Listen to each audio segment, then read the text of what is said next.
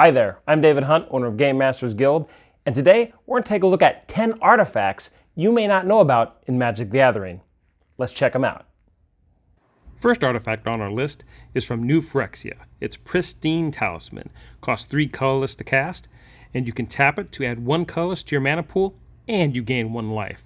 So actually, with nowadays, with the rules of no mana burn, you don't even have to worry about it, so you could literally just tap this for 1 life.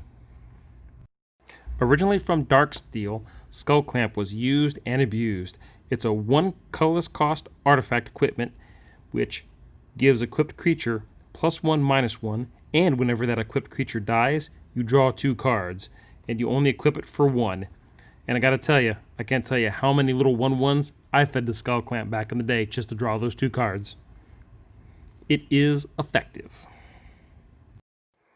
Here's an equipment that's also from Darksteel that I've seen get a lot of play, and that's Whispersilk Cloak. It costs 3 colorless to cast, is an artifact equipment, and it gives an equipped creature unblockable, and that creature cannot be the target of spells or abilities. Its equip cost is only 2. From Fifth Dawn is perhaps one of the cheesiest artifacts to allow you to win, and that is Door to Nothingness. Costs 5 colorless to cast. Door to Nothingness enters the battlefield tapped. For 2 white, 2 blue, 2 black, 2 red, 2 green, tap, sacrifice Door to Nothingness. Target player loses the game. Seems kind of difficult, but I gotta tell you, when you're playing green, it's actually extraordinarily easy to win with this card. A lot of people don't like it. For me, it's still a personal favorite.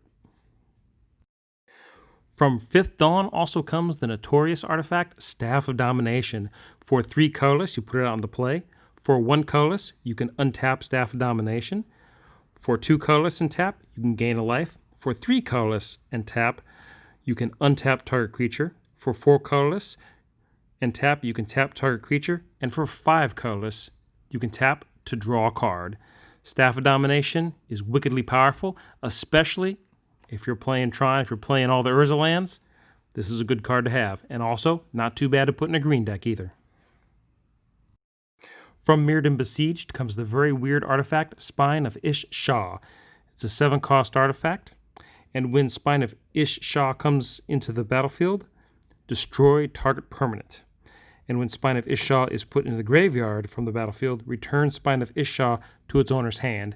And as you can see, there's kind of a cycle going on, so if you can master this cycle, and if you can get around that pretty expensive cost for the artifact, this artifact can be pretty deadly. Keep in mind that it destroys target permanent, so it can target just about anything on the battlefield. Next we have Sensei's Divining Top from Champions of Kamigawa. Definitely a crowd pleaser, and if you don't have one, you should probably get your hands on one. It costs 1 colorless to play, and once it's in play, you can spend 1 to look at the top 3 cards of your library, then put them back in any order. And if you want to, you can use its second ability, which is tap, draw a card, then put Sensei's Divining Top on top of its owner's library. And as you can see, this card has a lot of potential and has seen a lot of play. From Scars of Mirrodin, we have Prototype Portal. Costs 4 colorless to play. Has Imprint. When Prototype Portal enters the battlefield, you may exile an artifact card from your hand. And then for X and tap, you can put a token that's a copy of the exiled card onto the battlefield. X is the converted mana cost of that card, be it 0 or whatever the converted mana cost is. Again, from Zendikar, we have Expedition Map.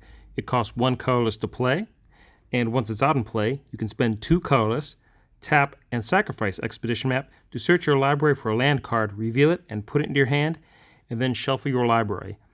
Now, pay attention.